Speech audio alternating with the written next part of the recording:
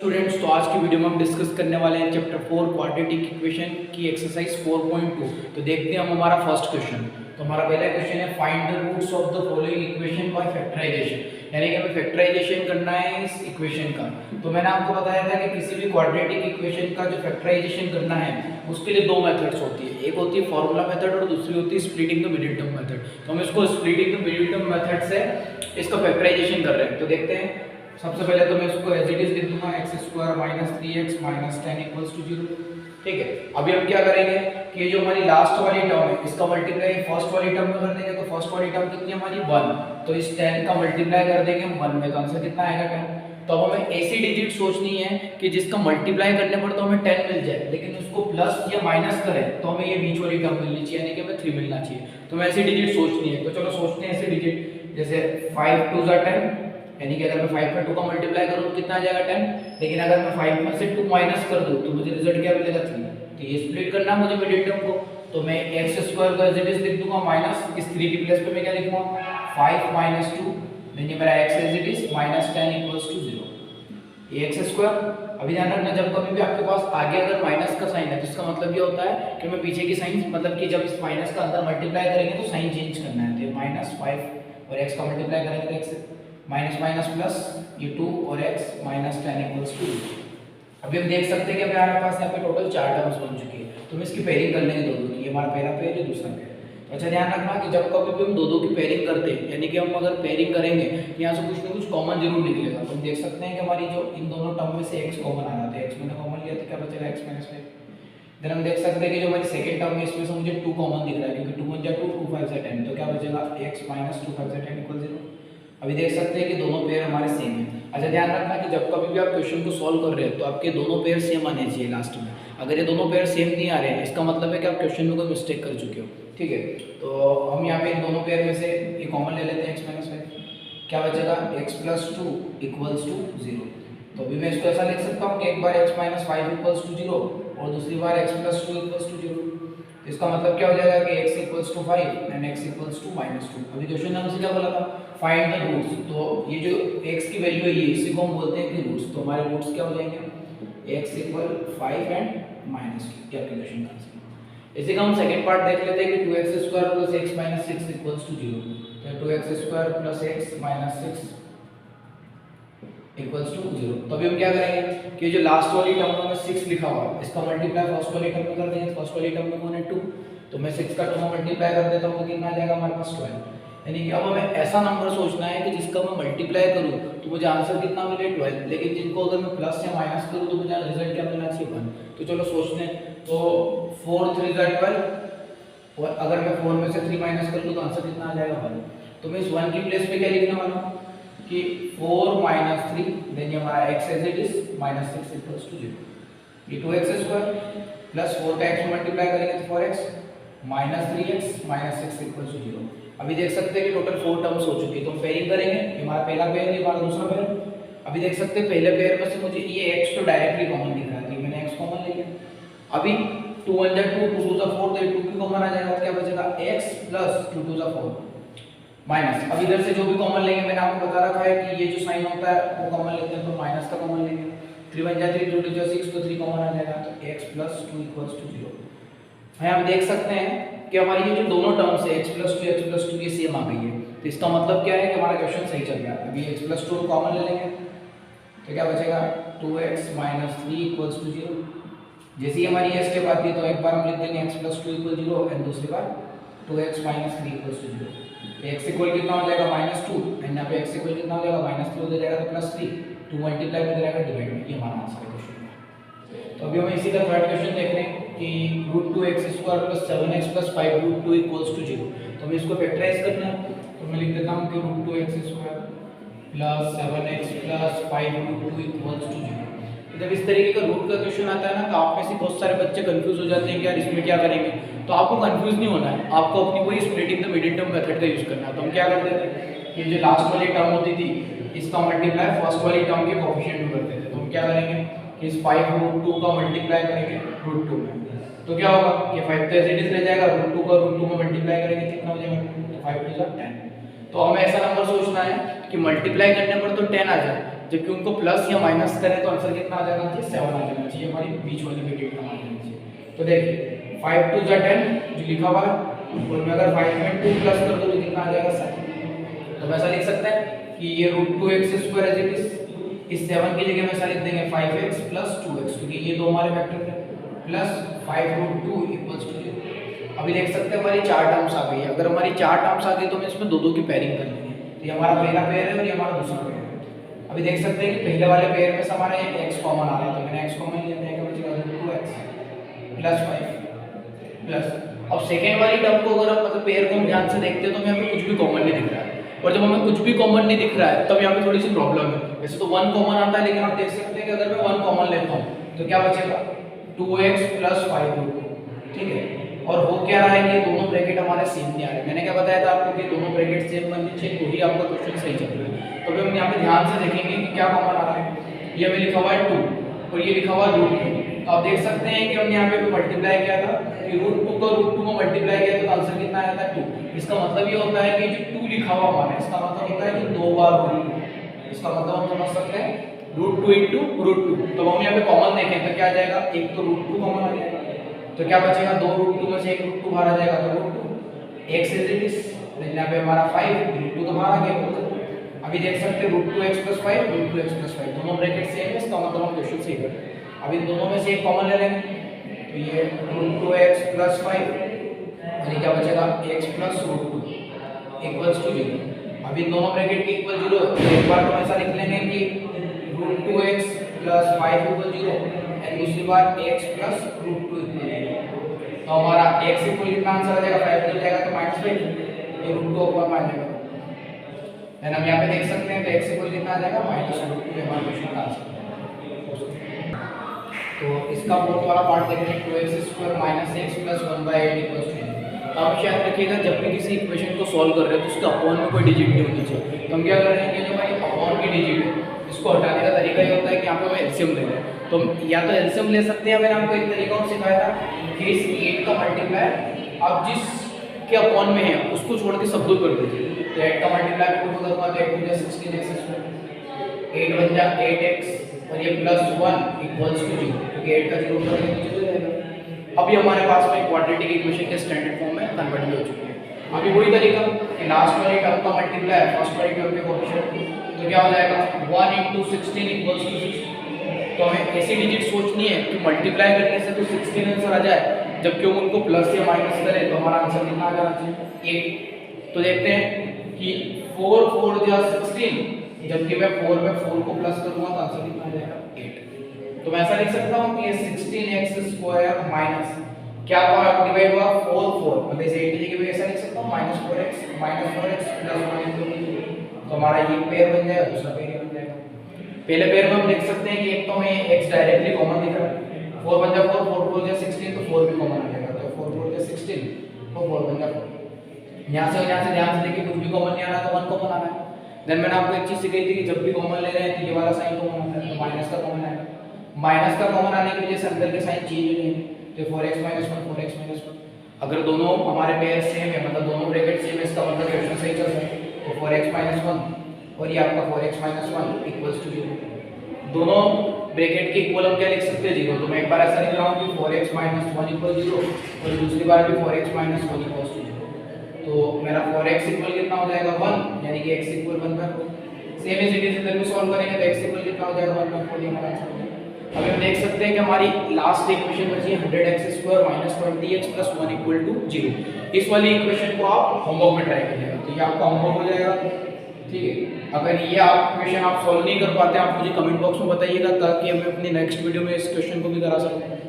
अभी हम हमारा थर्ड क्वेश्चन देख रहे हैं, find two numbers whose sum is 27 and product is 182। तो मैं क्वेश्चन ये कहना चाह रहा है कि इस वर्ड प्रॉब्लम से सबसे पहले हमें क्वाड्रेटिक इक्वेशन बनाएंगे एंड देन इस क्वाड्रेटिक इक्वेशन को splitting the middle term method से सॉल्व करके x की वैल्यू फाइंड करेंगे और जो वैल्यू हम फाइंड करेंगे उसी से हमारे टू नंबर्स निकलेंगे, ठीक है। तो अब हम जो चैप्टर पढ़ रहे हैं वो है क्वाड्रेटिक इक्वेशन। क्वाड्रेटिक इक्वेशन का स्टैंडर्ड फॉर्म क्या है, ax² + bx + c = 0। तो हम देख सकते हैं कि इसमें सिर्फ वन ही वेरिएबल है, कौन है x। इसका मतलब है कि हम इस क्वेश्चन में जब किसी वर्ड प्रॉब्लम को सॉल्व कर रहे होंगे तो उस समय सिर्फ एक ही चीज को सपोज कर पाएंगे। तो याद रखिएगा कि जब भी हमारे को वर्ड प्रॉब्लम सॉल्व कर रहे होंगे तो वहाँ पे हमेशा हमें दो कंडीशन दी हुई रहेगी। एक तो ये कि हमें कैसे सपोज करना है, और दूसरा इसलिए कि हम कैसे क्वाड्रेटिक इक्वेशन को बनाने वाले हैं। तो देखिएगा, find two number of sum is 27, यानी कि ऐसे दो नंबर पता करो जिनको हम ऐड कर दे तो आंसर आ जाए 27। जैसे सपोज करते हुए मैंने पहले नंबर को बोल दिया x, तो दूसरा नंबर क्या होगा, तो मुझे दूसरा नंबर ऐसा चाहिए कि जब इस x में ऐड कर दूं तो मेरा आंसर कितना आ जाए 27। तो मैं अभी लिख रहा हूँ 27 माइनस एक्स। क्यों? क्योंकि अगर मैं x से x कैंसिल करता हूँ तो आंसर कितना आ जाएगा 27। तो मैं ऐसा लिखने वाला हूँ कि let the first number be x and second number be 27 minus x. अभी मैं क्वेश्चन में एक कंडीशन और दी है, क्या कि इनका प्रोडक्ट कितना 182, यानी कि जब मैं इसका इसमें मल्टीप्लाई करूंगा तो ये मैं x का मल्टीप्लाई करता हूँ 27 माइनस एक्स में, तो मेरा आंसर कितना आ जाएगा 182। तो अभी हम क्या कर रहे हैं कि x का 27 मल्टीप्लाई करेंगे 27x, x का x में करेंगे तो x स्क्वायर इक्वल्स टू 182। ये हमारी क्वाड्रेटिक इक्वेशन बन गई है, ठीक है। लेकिन यहाँ पे क्या हो रहा है कि जो हमारी एक्स स्क्वायर वाली टर्म हो नेगेटिव है, इसको हम पॉजिटिव बनाने के लिए सारी टर्म्स को उधर राइट हैंड साइड में ले जाना। तो ये एक्स स्क्वायर साइन चेंज इधर जाएगा तो माइनस 27x और ये प्लस 182 इक्वल्स टू 0। ये क्वाड्रेटिक इक्वेशन बन चुकी है। अब इस क्वाड्रेटिक इक्वेशन को सॉल्व करने का वही हमारा स्प्लिटिंग इमीडिएट टर्म वाला तरीका। तो हम क्या करेंगे, लास्ट टर्म का फर्स्ट टर्म में मल्टीप्लाई, मतलब 182 into 1 इक्वल्स टू 182। 182 के ऐसे फैक्टर करने हैं, मल्टीप्लाई करने पर 182 या प्लस या माइनस करें तो 27। तो मैं इसको एक काम करता हूँ कि प्राइम फैक्टराइजेशन मेथड से सॉल्व करते हैं। तो मैं काम करता हूँ इसको यूज से सॉल्व करते हैं। 13 7 91 7 1 7। अभी इन सबको हम ऐसे कैलकुलेट करेंगे कि हमें ऐसा नंबर मिले जो मल्टीप्लाई करने से आंसर दे रहा हो 182, और जिनको मैं प्लस माइनस कर रहा हूँ तो आंसर दे रहा हूँ मुझे 27। तो देखना 2 7 जा 14 बचा कौन 13, तो 14 into 13 कितना हो जाएगा 182, और 14 प्लस 13 हमारा कितना हो जाएगा 27। तो मैं यहाँ पे जैसे लिख रहा हूँ कि एक्स स्क्वायर माइनस 27 की जगह 14x minus 13x plus 182 equal 0। तो ये पहली टर्म होगी और दूसरी टर्म होगी। ये पहली टर्म में से मैं x कॉमन ले रहा हूँ, क्या क्या बचेगा x माइनस 1। ये दूसरी टर्म में से मैं यहाँ पे कॉमन ले रहा हूँ 13 माइनस का। क्यों? क्योंकि मैं 182 को क्या लिख सकता हूँ 14 into 13, यहाँ से 13 कॉमन आ जाएगा तो बचेगा क्या x माइनस 14 इक्वल्स टू 0। अभी हम देख सकते हैं कि हमारी दोनों पेयर क्या बने x माइनस 14 x माइनस 14। इसका मतलब क्या है कि हमारा क्वेश्चन सही चल रहा है, x माइनस 14 बचेगा कौन x माइनस 13 इक्वल 0। एक बार x माइनस 14 इक्वल्स टू 0 और एक बार x माइनस 13 इक्वल्स टू 0। तो हमारा x का आंसर कितना हो जाएगा 14 और x का आंसर कितना हो जाएगा 3। तो हमारे पास यहाँ पे दो केस बन रहे हैं। पहले केस में x इक्वल 14, जब मैं x इक्वल 14 लेता हूँ तो हमारा जो फर्स्ट नंबर है, ठीक है, वो कितना हो जाएगा x इक्वल्स टू 14, और जो हमारा सेकंड नंबर है वो 27 माइनस x, यानी कि 27 माइनस 14। तो हमारा आंसर कितना आ जाएगा 13। सेम एज इट इज में सेकंड केस में देखूं तो मेरा जो फर्स्ट नंबर है वो x इक्वल कितना हो जाएगा 13, और सेकंड नंबर जो है वो 27 माइनस x, यानी कि 27 माइनस 13। तो आंसर कितना आ जाएगा 14। तो हमारा जो नंबर होंगे वो या तो 13,14 है या 14,13 है। तो हमें फोर्थ क्वेश्चन देखते हैं, find two consecutive positive integers sum of which square is 360। तो हमें क्वेश्चन क्या बोल रहा है कि हमें दो कंसेक्यूटिव नंबर फाइंड करने हैं कि जिनके स्क्वायर का जब मैं सम करूं तो आंसर कितना आना चाहिए 365। अभी मैं आपको जब हमारी पिछली वीडियो थी एक्सरसाइज 4.1 वहाँ पे कंसेक्यूटिव नंबर का एक क्वेश्चन कर चुके हैं, और वहाँ पे हमने सीख किया था कि जब कभी भी हमें कंसेक्यूटिव नंबर्स पूछे जाए तो हम उनको क्या लेट करते हैं कि let two consecutive number be x and x plus 1। Consecutive number का मतलब वो नंबर होते हैं जो 1 के डिफरेंस पे चल रहे हो। तो पहला अगर x होगा तो दूसरा ऑटोमेटिकली x प्लस 1 हो जाएगा। अभी हम यहाँ लिख रहे हैं अकॉर्डिंग बाय क्वेश्चन। तो हमें क्वेश्चन क्या कह रहा है, तो क्वेश्चन में एक कंडीशन दी है कि जब मैं इनका स्क्वायर करके ऐड करूंगा, जैसे मैं यहाँ पे x का स्क्वायर करूंगा तो x स्क्वायर, और इसका स्क्वायर करूंगा तो x प्लस 1 का होल स्क्वायर, तो हमारा आंसर आ जाएगा 365। अभी देखिए जैसे x स्क्वायर, अब यहाँ पे देख सकते हैं a प्लस बी के होल स्क्वायर का फॉर्मूला लगेगा। तो वहाँ पे a प्लस बी के होल स्क्वायर का फॉर्मूला लिख देता हूँ, a प्लस बी का whole square equals to a square plus 2ab plus b square. तो a का वर्ग कौन कर रहा है x, तो x स्क्वायर, 2ab तो 2b प्लस पे 2, a की प्लस पे x और b की प्लस पे 1, b स्क्वायर यानी कि 1 का square equal to 365। x square में x स्क्वायर ऐड करेंगे तो 2x स्क्वायर, 2 का x मल्टीप्लाई करेंगे तो 2x, 1 का स्क्वायर 1। अब ये 365 पॉजिटिव इधर आएगा तो नेगेटिव हो जाएगा इक्वल्स टू 0। ठीक है, मैं क्वाड्रेटिक इक्वेशन बना रहा हूं। ये 2x स्क्वायर प्लस 2x 365 में से बन जाएगा कितना बचेगा 364 इक्वल्स टू 0। ये हमारी क्वाड्रेटिक इक्वेशन बन चुकी है। अगर हम चाहें तो इसको फैक्टराइज कर सकते हैं, लेकिन हम क्या कर रहे हैं, यहाँ पे एक चीज ऑब्जर्व कर रहे हैं कि यहाँ लिखा है 2, यहाँ लिखा है 2, यहाँ लिखा है 364, ये तीनों इवन नंबर है। मतलब इसका ये है कि इस पूरी इक्वेशन में मैं 2 को डिवाइड कर सकता हूँ। इस इक्वेशन में 2 का डिवाइड कर रहा हूँ, तो मैं लिख रहा हूँ कि डिवाइड बाय 2, डिवाइड बाय 2। तो 2 का डिवाइड करेंगे तो x स्क्वायर 2 1 जा 2, 2 1 जा 2, 2 1 जा 2, 2 8 जा 16 और 2 2 का 4 इक्वल 0। तो ये हमारी लास्ट वाली इक्वेशन बन गई x square plus x minus में 182। ठीक है, तो हमें पता है कि 182 1 जा 182, तो ऐसा फैक्टर जिससे 182 आ जाए वो कौन होते हैं 14 और 13। मैं इसको ऐसा लिख सकता हूँ x square plus 14x minus 13x minus 182 equal 0। पिछली बार आपको याद होगा कि हमने 14 और 13 को ऐड किया था क्योंकि हमें 27 चाहिए था। अभी माइनस कर रहे हैं क्योंकि हमें 1 चाहिए, कुछ नहीं तो 1। ठीक है, तो अभी आगे देखते हैं कि हमारा पहला पेयर और ये हमारा दूसरा पेयर, इसमें से क्या कॉमन आ रहा है तो हम लिख देंगे कि हमारा x कॉमन हो गया, तो क्या बचेगा x प्लस 14। अभी दूसरे पेयर में से देख सकते हैं, मैंने आपको बताया था 182 का मतलब है 14 into 13, तो यहाँ से हमें 13 कॉमन मिलेगा माइनस का, तो अंदर के साइन चेंज, तो x प्लस 14 इक्वल 0। ये x प्लस 14 इसका मतलब हमारा क्वेश्चन सही चल रहा है। अभी हम ये लिख देते हैं x प्लस 14 और ये x माइनस 13 इक्वल्स टू 0। तो हमारा आंसर क्या हो जाएगा x प्लस 14 इक्वल 0 और ये x माइनस 13 इक्वल 0। तो x इक्वल कितना हो जाएगा माइनस 14 और x इक्वल कितना हो जाएगा 13। अच्छा याद रखना, जब कभी भी आप क्वाड्रेटिक इक्वेशन को सॉल्व कर रहे हो और आप वर्ड प्रॉब्लम को सॉल्व करते टाइम कोई नेगेटिव आंसर पे आते हैं तो हमें उसको नेग्लेक्ट करना पड़ेगा। तो यहाँ लिखेंगे नेग्लेक्टिंग माइनस साइन, तो माइनस साइन को नेग्लेक्ट कर देंगे, मतलब हम इसको आंसर नहीं मानेंगे। तो हमारी वैल्यू कितनी है, x की 30। तो अगर x की वैल्यू 30 आ गई तो हम लास्ट में लिखेंगे कि है 2 नंबर्स r x इक्वल 30 और x प्लस 1 यानी कि 30 प्लस 1 इक्वल हो जाएगा 40, और ये हमारे क्वेश्चन का आंसर है। तो अभी हम हमारा फिफ्थ क्वेश्चन देख रहे हैं। The altitude of a right triangle is 7 centimetre less than it's base if the hypotenuse is 13 centimetre find the other two sides. तो हमें करना क्या है, इस वर्ड प्रॉब्लम से क्वाड्रेटिक इक्वेशन बनाएंगे। तो हमें क्वेश्चन को कंडीशन दी है the altitude of a right triangle, तो मैं एक राइट ट्रायंगल बना लेता हूं। ये मैंने एक राइट ट्रायंगल बनाया, इसका एल्टीट्यूड यानी कि जो इसका परपेंडिकुलर है, the altitude of a right triangle is 7 centimetre less than it's base. तो मैंने आपको कल सिखाया था कि इस टाइप के जो क्वेश्चन होते हैं वो कंडीशनल क्वेश्चन होते हैं, जहां से कंडीशन स्टार्ट होती है वहां हम लेट नहीं करते, जहां एंड हो रही होती है वहां लेट करते हैं। तो हमारी कंडीशन कहां एंड हो रही है, बेस पे, तो मैं बेस को ले लेता हूं x। अभी क्वेश्चन में क्या बोल रहा है कि the altitude of a right triangle is 7 centimetre less than it's base, यानी कि बेस अगर x है तो इससे 7 कम होने एल्टीट्यूड यानी कि हो जाएगा x - 7। नेक्स्ट नंबर पे हम देखते हैं कि इफ द हाइपोटेन्यूज 13 सेंटीमीटर, तो हाइपोटेन्यूज में 13 दे रखा है, तो सबसे पहले तो हम लेट कर लेते हैं। तो मैं लिख देता हूं कि let the base be x, तो ऑटोमेटिकली हमारा एल्टीट्यूड कितना हो जाएगा, therefore altitude equals to x - 7 centimetre, और हाइपोटेन्यूज को आपको दे ही रखा है, हाइपोटेन्यूज हमारा कितना हो जाएगा 13 सेंटीमीटर। अब हमें क्या करना है कि क्वाड्रेटिक इक्वेशन बनाना है। तो इतनी देर से आप देख सकते हैं कि हमें बार बार क्वेश्चन दो कंडीशंस दे रहा था, एक तो कैसे सपोज करना है इसके लिए, और दूसरा कैसे क्वाड्रेटिक इक्वेशन बनानी।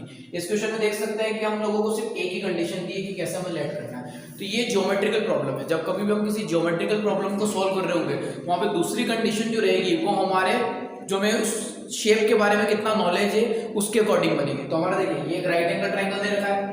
अब राइट एंगल ट्रायंगल में हम लोग पाइथागोरस थ्योरम को अप्लाई कर सकते हैं, तो हम यहाँ पे पाइथागोरस थ्योरम को अप्लाई करेंगे। मैं लिख रहा हूँ कि यूजिंग पाइथागोरस थ्योरम क्या हो जाएगा, हाइपोटेन्यूज का square equals to perpendicular square plus base square. तो देखो हाइपोटेन्यूज का वर्क कौन कर रहा है 13, तो मैं लिख दूंगा 13 का स्क्वायर।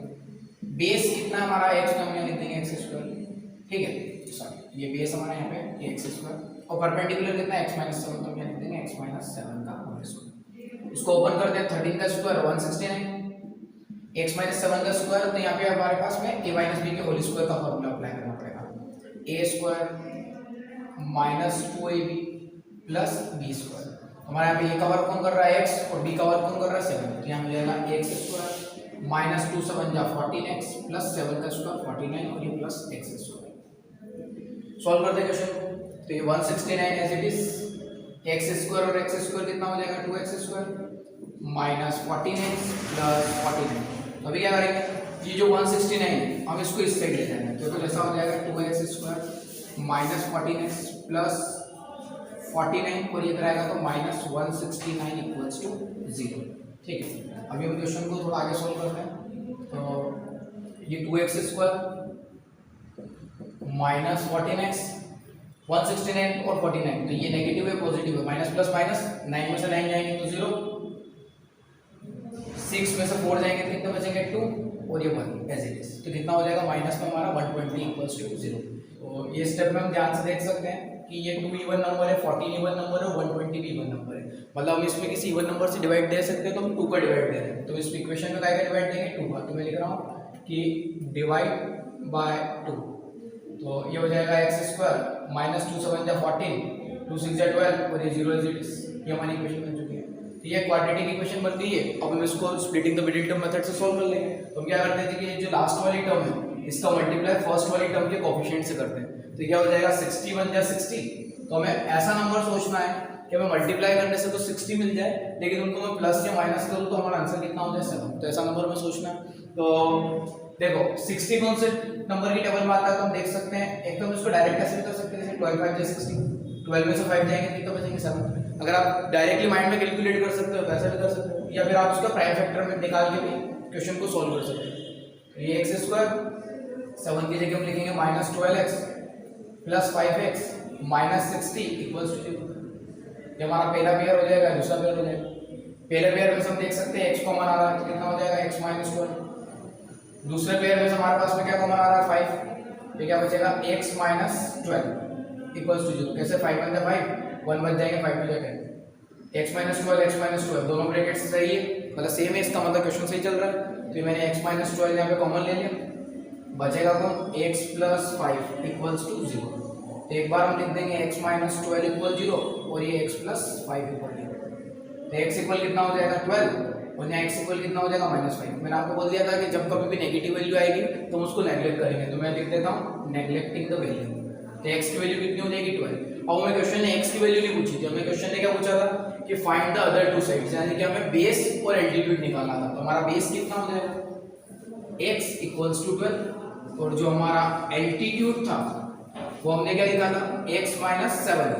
तो x - 7 यानी कि 12 - 7, तो आंसर कितना हो जाएगा 5 सेंटीमीटर। ये आपके क्वेश्चन का आंसर। तो आज के अंत में इतना ही। कल फिर एक नई वीडियो के साथ मुलाकात करेंगे जिसमें हम एक्सरसाइज 4.3 को डिस्कस करेंगे। Thank you.